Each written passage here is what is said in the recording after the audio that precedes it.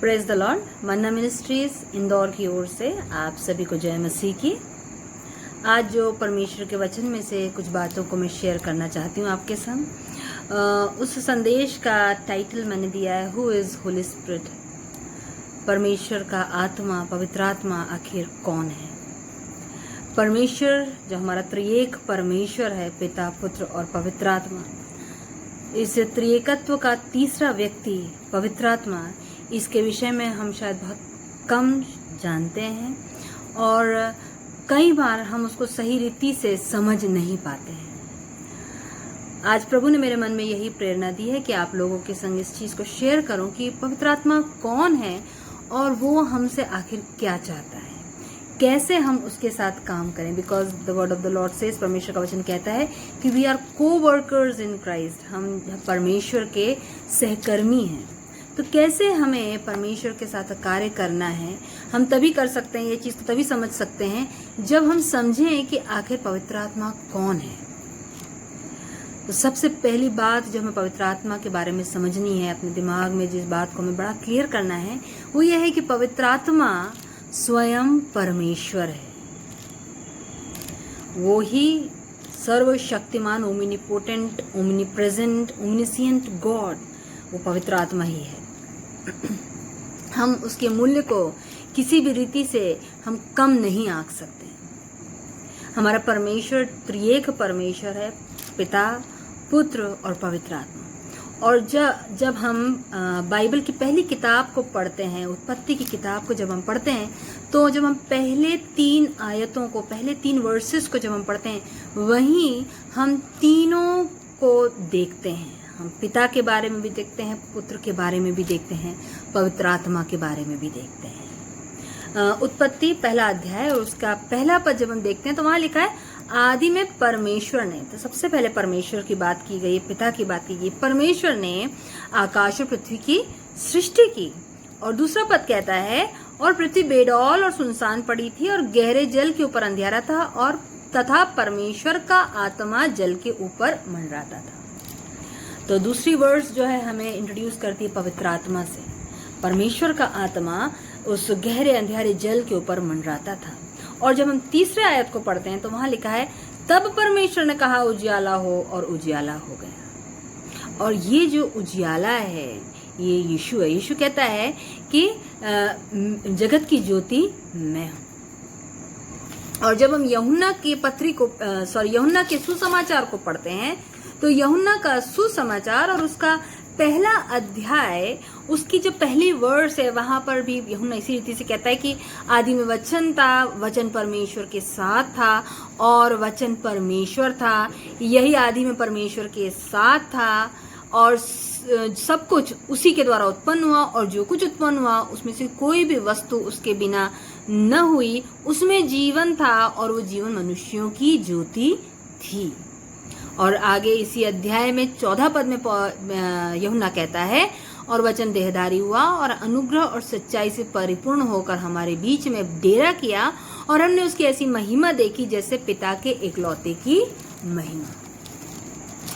तो उत्पत्ति जो पहली किताब है बाइबल की, उसके पहले 3 पदों में ही हम देखते हैं कि परमेश्वर अपने आप को, अपने तीनों स्वरूपों को, अपने तीनों व्यक्तित्व को हमारे सामने प्रकट करता है।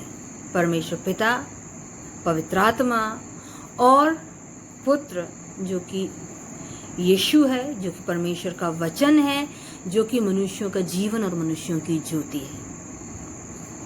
और ये जो पवित्र आत्मा है, इसके बारे में आज हम कुछ और चीजों को देखेंगे। हम एक वर्ड्स को देखेंगे, एक वचन को देखेंगे, यशाया उसका 11 अध्याय और उसका दूसरा पद। यशाया उसका 11 अध्याय और उसका दूसरा पद। वहां पर परमेश्वर का वचन इस प्रकार से कहता है और यहोवा का आत्मा बुद्धि और समझ की आत्मा, युक्ति और पराक्रम की आत्मा, ज्ञान और यहोवा के भय की आत्मा उस पर ठहरी रहेगी। ये प्रोफेसी का वचन है, ये एक भविष्यवाणी का वचन है। यीशु मसीह के विषय में यहाँ पर भविष्यवाणी की जा रही है और यशाया कहता है कि मसीहा पर जो यीशु जो आएगा उसके ऊपर कौन रहेगा, यहोवा का आत्मा उसके ऊपर होगा। और ये यहोवा का आत्मा, उसके गुणों को यहाँ पर बताया जा रहा है कि वो आत्मा कैसा है। बुद्धि और समझ का आत्मा है, युक्ति और पराक्रम का आत्मा है, और ज्ञान और यहोवा के भय का आत्मा है। ये सारी चीजें, ये सारी क्वालिटीज हैं परमेश्वर के आत्मा की, पवित्र आत्मा की। नीति वचन की किताब को जब हम देखते हैं तो नीति वचन उसका 3 अध्याय और 19 और 20 पद जब हम पढ़ते हैं तो वहां पर परमेश्वर का वचन कहता है, यहोवा ने पृथ्वी की नेव बुद्धि ही से डाली और स्वर्ग को समझ के द्वारा स्थिर किया, और उसी के ज्ञान के द्वारा गहरे सागर फूट निकले और आकाश मंडल से ओस टपकती है। तो परमेश्वर का वचन हमें क्या बता रहा है? परमेश्वर का वचन बता रहा है कि जो सारी सृष्टि जो करी गई, जब इस पृथ्वी की नींव डाली गई, तब किसके द्वारा डाली गई? बुद्धि के द्वारा डाली गई। और जब हम नीति वचन उसका 8 अध्याय को पढ़ते हैं जब, तो 8 अध्याय जो है नीति वचन का, उसे विजडम्स कॉल कहा गया है, बुद्धि की पुकार जो है वो कहा गया है, क्योंकि वहां पर जो स्टार्टिंग ही उस अध्याय की होती है तो वहां लिखा है क्या बुद्धि ऊंचे शब्द से नहीं पुकारती। और जब उस पूरे चैप्टर को हम पढ़ते हैं तो वहां पर बुद्धि के विषय में बहुत सी बातों को लिखा गया है, और यही बुद्धि जो है ये परमेश्वर का आत्मा। ये हम कैसे समझ सकते हैं? जब हम इस 8 अध्याय उसके 22 पद से लेकर उसके 31 पद तक पढ़ते हैं तो वहां इस प्रकार से लिखा हुआ है, यहोवा ने मुझे काम करने के आरंभ में वरन अपने प्राचीन काल के कामों से भी पहले उत्पन्न किया। मैं सदा से वरन आदि ही से पृथ्वी की सृष्टि से पहले ठहराई गई हूँ। जब न तो गहरा सागर था, न जल के सोते थे, तभी से मैं उत्पन्न हुई। जब पहाड़ व पहाड़ियां स्थिर की गईं, तब यहोवा ने न तो पृथ्वी, न मैदान, न जगत के धूलि के परमाणु बनाए थे। इनसे पहले मैं उत्पन्न हुई। जब उसने आकाश को स्थिर किया तब मैं वहां थी। जब उसने गहरे सागर के ऊपर आकाश मंडल को ठहराया, जब उसने आकाश मंडल को ऊपर से स्थिर किया और गहरे जल के सोते फूटने लगे, जब उसने समुद्र का सिवाना ठहराया कि जल उसकी आज्ञा का उल्लंघन न कर सके, जब उसने पृथ्वी की नेव की डोरी लगाता था, तब मैं कारीगर सी उसके पास थी और प्रतिदिन मैं उसकी प्रसन्नता थी और हर समय उसके सामने आनंदित रहती थी। तो 30 पद जब हम देखते हैं, जितने जो वर्सेस हमने पढ़े 22 से लेकर 30 तक, वहां हम देखते हैं कि इससे पहले कि परमेश्वर ने सृष्टि की, परमेश्वर के साथ बुद्धि थी। और जब हम 30 पद को पढ़ते हैं, 30 पद को पढ़ते हैं, तो वहां लिखा है कि बुद्धि कहती है मैं कुशल कारीगर सी उसके पास थी। जब परमेश्वर मूसा को एक दर्शन दिखाता है कि कैसा वो तंबू बनाना है उसे, ताकि परमेश्वर जो यहोवा जो है वो उस तंबू में अपने लोगों के बीच में रह सके, तो वहां पर परमेश्वर मूसा से कहता है कि वो अपना आत्मा, अपनी बुद्धि का आत्मा जो है वो बसलेल और ओहोलीआब के ऊपर उंडेल देगा। क्यों उंडेल देगा? क्योंकि उसी बुद्धि की सहायता से वो लोग उस सारे फर्नीचर को जो उस तंबू में होना है, उन सारी चीजों को, उस वाचा के संदूक को, उस सब चीज को बना सकेंगे। निर्गमन उसका 31 अध्याय 31 चैप्टर और उसका 3 पद वहां पर इस प्रकार से लिखा है, जहां पर परमेश्वर बात करता है कि उसने यहूदा के गोत्र से बसलेल को चुना है। तो वहां पर वो कहता है कि मैं उसको परमेश्वर के आत्मा से, जो बुद्धि, प्रवीणता, ज्ञान और सब प्रकार के कार्यों की समझ देने वाली आत्मा है, परिपूर्ण करता हूँ। तो ये बुद्धि क्या है? ये बुद्धि असल में परमेश्वर के आत्मा का ही गुण है। ये परमेश्वर का आत्मा ही है जो कि मनुष्यों को बुद्धि और समझ और ज्ञान और हर प्रकार की प्रवीणता देता है। तो इसीलिए जब प्रोवर्ब्स में, नीति वचन में सुलेमान जब इन सारी बातों को लिखता है, 3 अध्याय में जब बुद्धि के बारे में लिखता है कि मैं जब पृथ्वी की नींव परमेश्वर ने डाली तो मेरे द्वारा डाली, जब 8वें अध्याय में जब कहता है कि परमेश्वर ने सारी सृष्टि की रचना मेरे ही द्वारा की, मैं कुशल कारीगर की नहीं उसके साथ थी, तो ये बात किसके लिए की गई है? पवित्र आत्मा के लिए की गई है। आदि में, यानी कि जब कुछ भी नहीं था तब पवित्र आत्मा था, और तब पवित्र आत्मा परमेश्वर के साथ था, और तब वचन के द्वारा पवित्र आत्मा की सहायता से परमेश्वर ने इस सारी क्रिएशन को, इस सारी सृष्टि को किया।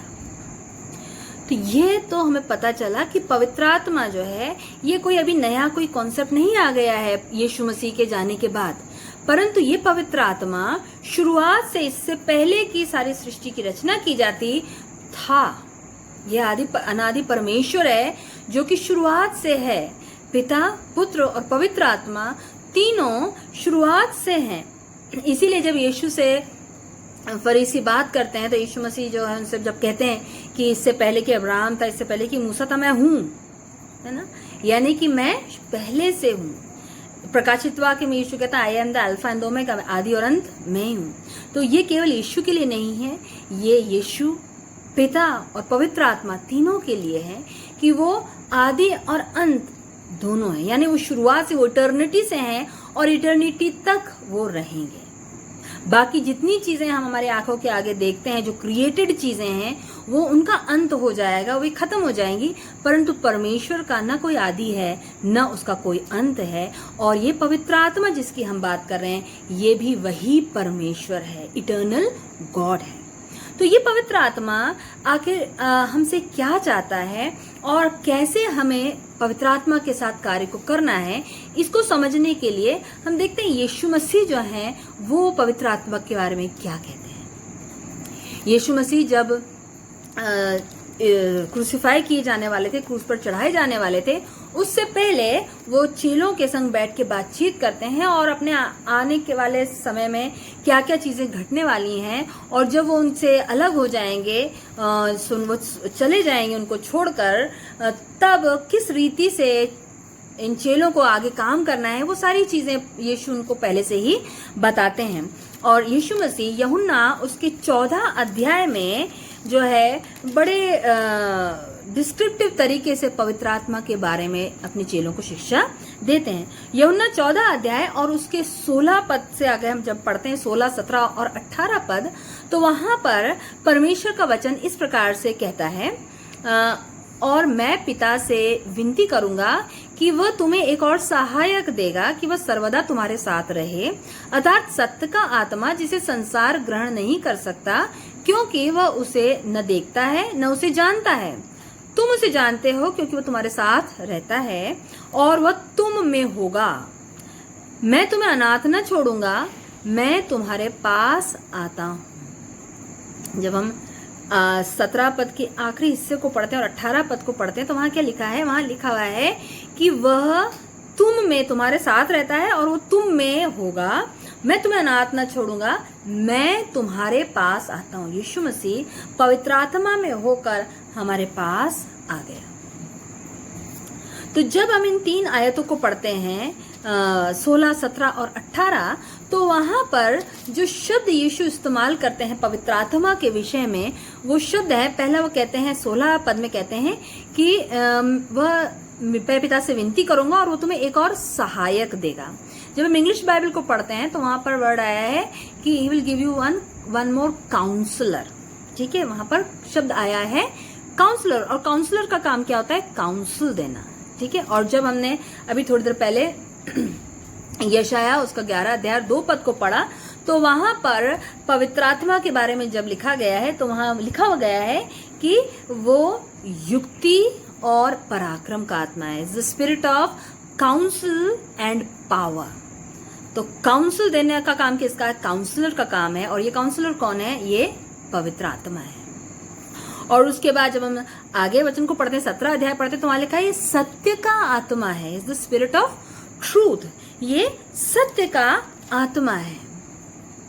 और इसके विषय में कि पवित्र आत्मा जो है वो सत्य का आत्मा है, और वो जो सहायक है, ये सहायक सत्य का आत्मा क्या करेगा, क्या काम करेगा, इसके विषय में यीशु क्या कहते हैं इसी अध्याय। और इस अध्याय की जब हम 26 पद को पढ़ते हैं, 26 वर्ष को पढ़ते हैं, तो वहां लिखा है परंतु सहायक अर्थात पवित्र आत्मा जिसे पिता मेरे नाम से भेजेगा, वो तुम्हें सब बातें सिखाएगा और जो कुछ मैंने तुमसे कहा है वो तुम्हें स्मरण कराएगा। तो ये जो काउंसलर है, जो सहायक है, इसका काम क्या है? इसका काम है कि वो हमें सब बातों को सिखाता है। जो बातें मैं आपसे कर रही हूं वो अपने आप से, अपनी बुद्धि से नहीं कर सकती। ये काउंसलर है, ये पवित्र आत्मा है, ये सहायक है जो हमें सिखाता है और परमेश्वर की बातों को, यीशु की बातों को हमें स्मरण कराता है।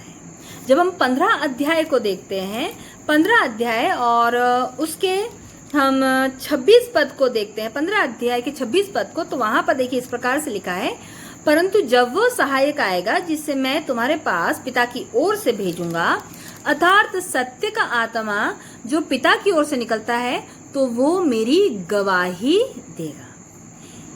जो हम यीशु की गवाही देते हैं, जो यीशु मसीह के अच्छाई के विषय में लोगों को बताते हैं, जो हम परमेश्वर की भलाई के बारे में लोगों को अपने मुंह से बोलते हैं, ये हम अपनी बुद्धि से, अपनी समझ से नहीं बोलते हैं, परंतु ये परमेश्वर का आत्मा है जो हमारे अंदर काम करता है, वो हमारे अंदर ये प्रेरणा देता है, वो हमारे अंदर से गवाही देता है। जब हम प्रकाशित वाक्य की किताब में पढ़ते हैं तो वहां भी इस प्रकार से लिखा है कि भविष्यवाणी का आत्मा, यानी पवित्र आत्मा की बात वहां पे भी हो रही है, भविष्यवाणी का आत्मा यीशु की गवाही का आत्मा है। तो पवित्र आत्मा हमारे द्वारा यीशु की गवाही देता है। और जब हम 16 अध्याय यूहन्ना रचित सुसमाचार उसका 16 अध्याय और उसके 13, 14 और 15 पद को पढ़ते हैं तो वहां भी सत्य के आत्मा के विषय में, पवित्र आत्मा के विषय में यीशु कुछ कहते हैं। वहां कहते हैं, परंतु जब वह अर्थात सत्य का आत्मा आएगा तो तुम्हें सब सत्य का मार्ग बताएगा, क्योंकि वह अपनी ओर से न कहेगा, परंतु जो कुछ सुनेगा वही कहेगा और आने वाली बातें तुम्हें बताएगा। वो मेरी महिमा करेगा, क्योंकि वह मेरी बातों में से लेकर तुम्हें बताएगा। जो कुछ पिता का है वह सब मेरा है, इसलिए मैंने कहा कि वह मेरी बातों में से लेकर तुम्हें बताएगा। पवित्र आत्मा जो कुछ पिता की ओर से है, जो पिता के हृदय में है, पिता परमेश्वर के हृदय में है, जो यीशु मसीह की बातें हैं, उन बातों में से लेकर हम पर प्रकट करता है, उन बातों में से लेकर हमें सिखाता है, हमें सत्य के मार्ग में आगे बढ़ाता है। जैसा कि यशाया कहता है कि तुम्हारे कान में वो कहेगा कि मार्ग यही है, इसी पर चलो। वो हमें काउंसिल देता है, वो हमें सलाह देता है, मशवरा देता है कि हमें किस रीति से परमेश्वर के मार्गों में, परमेश्वर के कार्यों में आगे बढ़ना है। ये पवित्र आत्मा का कार्य है। और पवित्र आत्मा के कार्य को किस रीति से हम देख सकते हैं, किस रीति से समझ सकते हैं, तो सबसे बेहतरीन एग्जाम्पल है जब हम चेलों के जीवन को देखते हैं।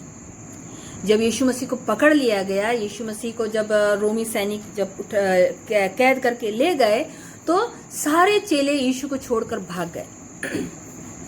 पतरस यीशु को छोड़कर भाग गया। पतरस ने 3 बार डर कर यीशु मसीह का इनकार कर दिया, परंतु यीशु जो है जब उनसे बाद में उनसे मिलते हैं जी उठने के बाद, तो उनसे कहते हैं कि तुम यहीं ठहरे रहना जब तक कि तुम स्वर्ग से सामर्थ को न पाओ। प्रेरितों का काम उसका 1 अध्याय 8 पद में हम इस वचन को वहां पर पढ़ते हैं। तो तुम यहीं ठहरो रहो जब तक कि तुम स्वर्ग से सामर्थ को न पाओ।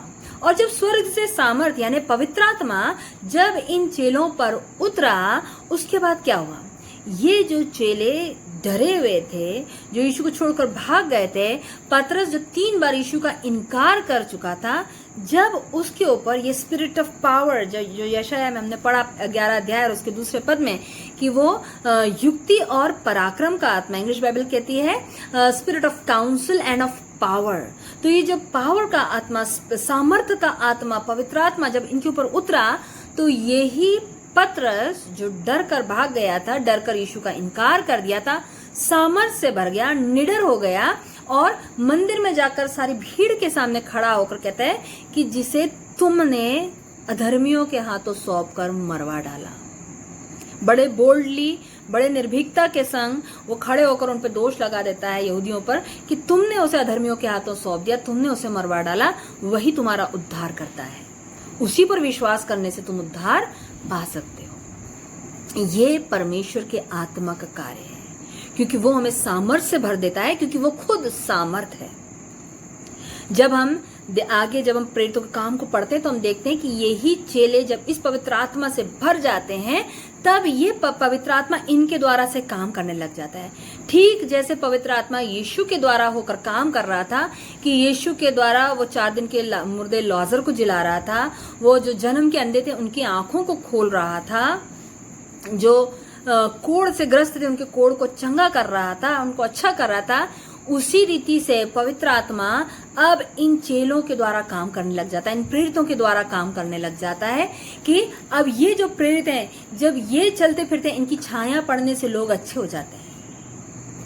ये अपने वचन के द्वारा, अपने मुंह के शब्दों के द्वारा जो लंगड़े थे उनको हमेशा अच्छा कर देते हैं। 3 अध्याय में हम पढ़ते हैं कि सुंदर फाटक के पास जो भिखारी था जिसके पैर खराब थे और पतरस उसको देखता है, कहता है कि यीशु मसीह के नाम से चल फिर, और वो खड़ा हो जाता, उछल के खड़ा हो जाता, उनके संग मंदिर के अंदर पहुंच जाता है।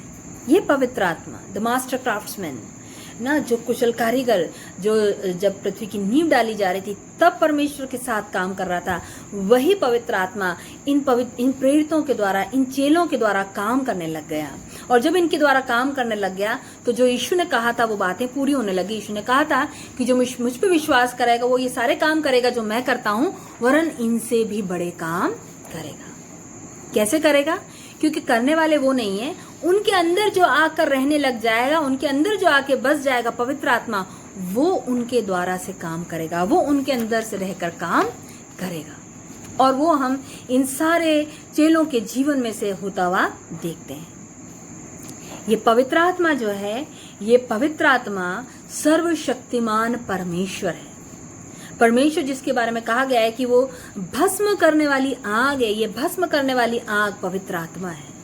ये हमको बहुत गहराई से, सच्चाई के साथ समझने की जरूरत है कि हम पवित्र आत्मा के मूल्य को कभी भी कम न आके, हम उसे कुछ कम न समझें, परंतु वो वही परमेश्वर है। जितना पावरफुल, जितना सामर्थी परमेश्वर पिता है, उतना ही सामर्थी यीशु है और उतना ही सामर्थी पवित्र आत्मा है। तीनों सर्वशक्तिमान परमेश्वर हैं। परमेश्वर के आत्मा के विषय में हमें अब जो चीज, जो परमेश्वर का आत्मा बड़ी गहराई के साथ चाहता है कि हम समझे, वो ये है कि परमेश्वर का आत्मा हमें इस्तेमाल करता है। हम परमेश्वर के आत्मा को इस्तेमाल नहीं करते हैं, न हम कर सकते हैं। हमारी ये हैसियत नहीं है कि हम परमेश्वर को इस्तेमाल कर सकें। आज जो मेन चीज, जो मुख्य चीज प्रभु हमसे बोलना चाहता है वो यही बोलना चाहता है, क्योंकि कई बार हम ये गलती को कर देते हैं। क्योंकि परमेश्वर का वचन कहता है कि हमारी देह पवित्र आत्मा का मंदिर है। ये परमेश्वर ने अपने आप को हम्बल किया है, अपने आप को इतना हम्बल डाउन किया है कि वो हमारे इन निर्बल देहों में आकर रहता है।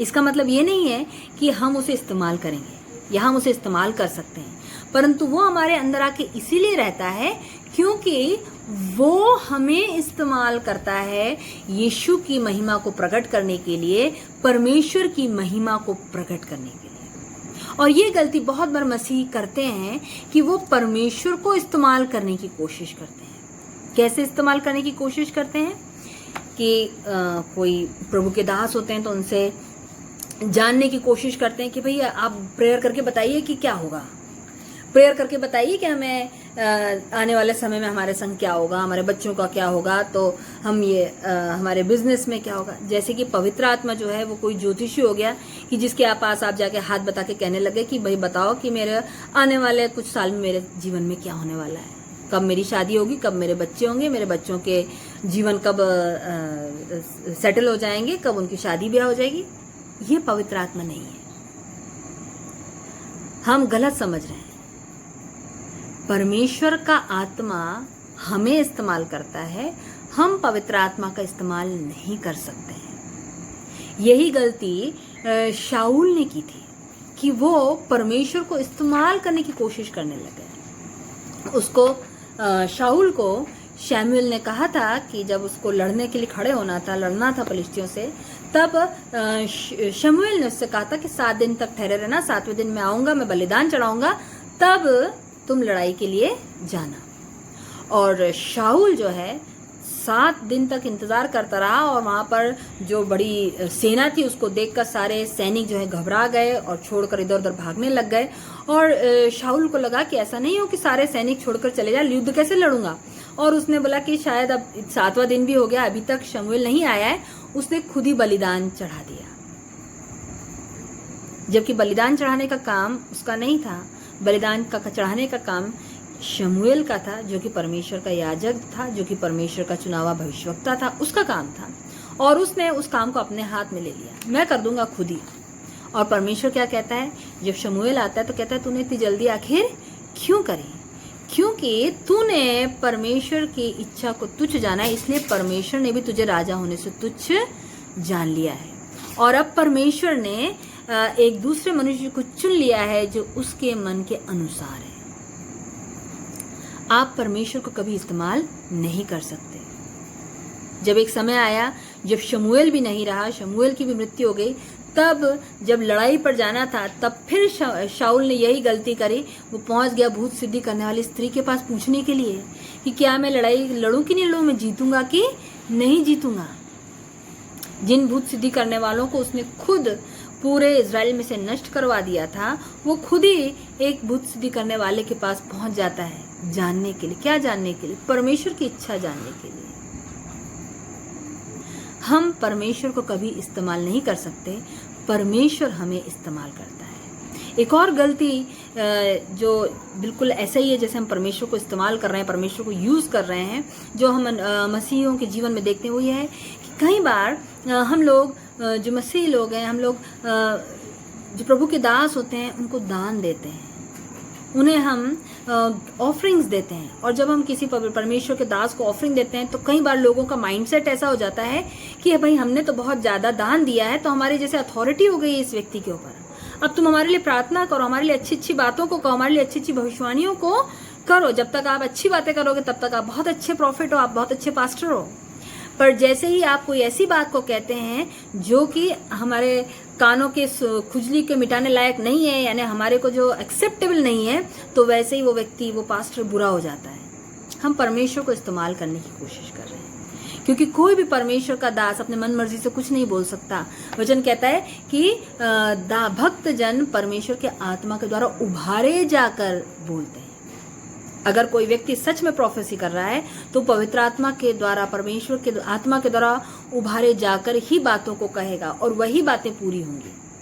मनुष्य के मन से गढ़ी गई बातें, कही गई बातें कभी भी पूरी नहीं होती हैं। तो जो एक चीज है जो हमें समझनी, वो ये है कि पवित्र आत्मा परमेश्वर है और परमेश्वर हमें इस्तेमाल करता है, हम परमेश्वर को इस्तेमाल नहीं कर सकते हैं। दूसरी चीज, जब हम परमेश्वर का आत्मा हमारे अंदर से काम करता है, या परमेश्वर का आत्मा जब हमारे अंदर बसता है, तो परमेश्वर के आत्मा में, पवित्र आत्मा में और दुष्ट आत्मा में एक डिफरेंस है। दुष्ट आत्मा को हमारे किसी परमिशन की जरूरत नहीं होती है ना, वो हमारे अंदर बलपूर्वक आ जाएगा, वो हमारे जीवन पर कब्जा कर लेगा और जैसा वो चाहता है वैसे हमारे जीवन को इस्तेमाल करता चला जाता है। उसे हमारी किसी परमिशन की जरूरत नहीं है। पर पवित्र आत्मा ऐसा नहीं है। पवित्र आत्मा हमारे सरेंडरेंस को, हमारे समर्पण को चाहता है, हमारी अनुमति को चाहता है। वो हमसे बात करता है, पर वो चाहता है कि हम उसकी बात को सुनकर जैसा वो चाहता है वैसा करें। और यदि हम उसकी बात को नहीं सुनते हैं, यदि हम उसकी आज्ञा की अवहेलना करते हैं, अनदेखी करते हैं, तो पवित्र आत्मा क्या करता है? पवित्र आत्मा हमसे बात करना, हमें डायरेक्शन देना छोड़ देता है। वो पीछे हट जाता है। वो पीछे इसलिए नहीं हट जाता है क्योंकि वो कमजोर है और हम बड़े स्ट्रांग है कि तो आप बोलोगे तो हम करेंगे, हमारी इच्छा होगी तो, नहीं तो हम नहीं करेंगे, ऐसा नहीं है। परंतु वो पीछे इसलिए हट जाता है क्योंकि वो जानता है कि वो कितना शक्तिशाली है और हम कितने कमजोर हैं। उसे हमारी सृष्टि पता है कि हम मैदान की घास के जैसे हैं, जो आज है और कल नहीं रहेगी, और हमारा स्थान भी हमको पहचानेगा नहीं। हम कितने अनित्य हैं, ये बात परमेश्वर का आत्मा जानता है, इसीलिए वो अपने आप को पीछे हटा लेता है। क्योंकि अगर वो अपने आप को पीछे ना हटाए तो हम परमेश्वर के आत्मा का सामना नहीं कर सकते हैं। जब हम बाइबल में प्रेरितों का काम उसका 5वां अध्याय पढ़ते हैं तो वहां पर हम हनन्याह और सफीरा की घटना को देखते हैं, जिन्होंने पवित्र आत्मा का सामना किया। उन्होंने पवित्र आत्मा से झूठ बोला, उन्होंने एक जमीन के टुकड़े को बेचा, उसका कुछ भाग उन्होंने अपने पास रख लिया और उसे लेकर हनन्याह पहले गया और पतरस के पैरों पर रख दिया, कहा कि मैंने ज़मीन को बेचा है, ये इसका मूल्य है ना। उसको लगा कि वो परमेश्वर से झूठ बोल देगा। वो पतरस से झूठ नहीं बोल रहा था, वो पवित्र आत्मा जो पतरस के अंदर काम कर रहा था उससे बात कर रहा था। और पतरस उससे कहता है कि तेरे मन में ये बात आई कैसे कि तू परमेश्वर का सामना करे, तेरे मन में बात कैसे आई कि तू पवित्र आत्मा से झूठ बोले। ये जमीन जब तूने नहीं बेची थी तब क्या तेरी नहीं थी? तो फिर तूने ऐसी बात अपने मन में क्यों डाली?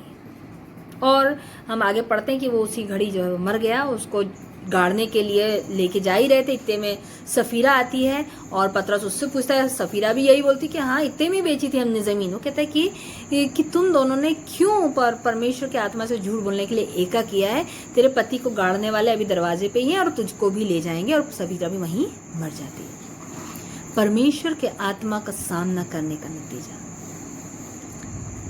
परमेश्वर का आत्मा जैसे उन दिनों में काम कर रहा था, आने वाले समय में, वो समय बहुत जल्दी आ रहा है कि फिर से पवित्र आत्मा इसी रीति से कलीसिया में काम करना शुरू करने वाला है। हम लास्ट मूव ऑफ गॉड, पवित्र आत्मा के आखिरी चलन को बहुत जल्दी कलीसिया में देखने जा रहे हैं फिर से। इसीलिए पवित्र आत्मा ने ये बात को मेरे मन में डाला, बड़े स्ट्रांगली डाला कि ये चीज़ लोगों के संग शेयर की जाए, क्योंकि वो लास्ट मूव ऑफ गॉड फिर से आने वाला है। इसलिए हमें समझना है कि पवित्र आत्मा कौन है और कैसे हमें उसके साथ काम करना है। कंप्लीट सरेंडरेंस के साथ, पूरे समर्पण के साथ ही हम पवित्र आत्मा के साथ काम कर सकते हैं। तो हमें स्मरण रखना है कि पवित्र आत्मा स्वयं परमेश्वर है। पवित्र आत्मा सर्वशक्तिमान परमेश्वर है। हम परमेश्वर की आत्मा का सामना नहीं कर सकते। पवित्र आत्मा हमें इस्तेमाल करता है, हम पवित्र आत्मा को इस्तेमाल नहीं कर सकते। और पवित्र आत्मा तब तक हमारे संग संग काम करता है, तब तक हमें काउंसिल देता है, जब तक हम उसकी आज्ञा मानने के लिए तैयार रहते। यदि हम उसकी अनदेखी करते हैं, यदि हम उसकी बातों को नहीं सुनते हैं, तो देखिए क्या बात परमेश्वर का वचन कहता है। नीति वचन उसका पहला अध्याय जब हम पढ़ते हैं तो वहां पर नीति वचन उसका पहला अध्याय और उसका 27 पद जब हम पढ़ते हैं, 27-28, तो वहां क्या लिखा है? वहां लिखा है 26 से पढ़ रही हूं मैं। इसलिए मैं भी तुम्हारी विपत्ति के समय हंसूंगी और जब तुम पर भय आ पड़ेगा, वरन आंधी की नाई तुम पर भय आ पड़ेगा और विपत्ति बवंडर के समान आ पड़ेगी और तुम सकेती और संकट में फंसोगे, तब मैं ठट्ठा करूंगी। उस समय वे मुझे पुकारेंगे और मैं न सुनूंगी। वे मुझे यत्न से तो ढूंढेंगे परंतु न पाएंगे, क्योंकि उन्होंने ज्ञान से बैर किया और यहोवा का भय मानना उनको न भाया। आज समय है कि हम परमेश्वर की आवाज को सुनकर, पवित्र आत्मा की आवाज को सुनकर अपने जीवन को उसके सामने समर्पित कर सकते हैं, उसके अनुसार अपने जीवन को चला सकते हैं। परंतु यदि हम आज अनदेखी करते हैं तो हमारे पास कल मौका नहीं होगा, क्योंकि ये पवित्र आत्मा फिर हम चाहे उसके ऊपर हाथ भी फैलाएंगे तभी भी हमारी नहीं सुनेगा। आइए हमारी प्रार्थना में हमारे स्वरों को झुकाएंगे। प्रेमी परमेश्वर पिता, आपका धन्यवाद देते हैं प्रभु आपके वचनों के लिए। खुदावन पिता, प्रार्थना करती हूँ प्रभु जी मेरे जीवन में और तमाम सुनने वालों के जीवन में यीशु खुदावन आपका भय पिता हमारे हृदय में पाया जाए। पिता परमेश्वर और पवित्र आत्मा, आप जो ज्ञान और बुद्धि और प्रवीणता और बल के आत्मा है प्रभु, आप हम में से हर एक के हृदयों पे कब्जा करें और हमारे द्वारा प्रभु आप उन तमाम कार्यों को करें जिन्हें खुदावन हमारी सृष्टि के पहले आपने ठहराया है। यीशु, हम पिता आपके सहकर्मी, एक भले सहकर्मी बनने पाए, आपकी महिमा हमारे जीवन से होने पाए। यीशु के नाम में होकर विनती को मांगते हैं, आमीन। Praise the Lord. God bless all of you.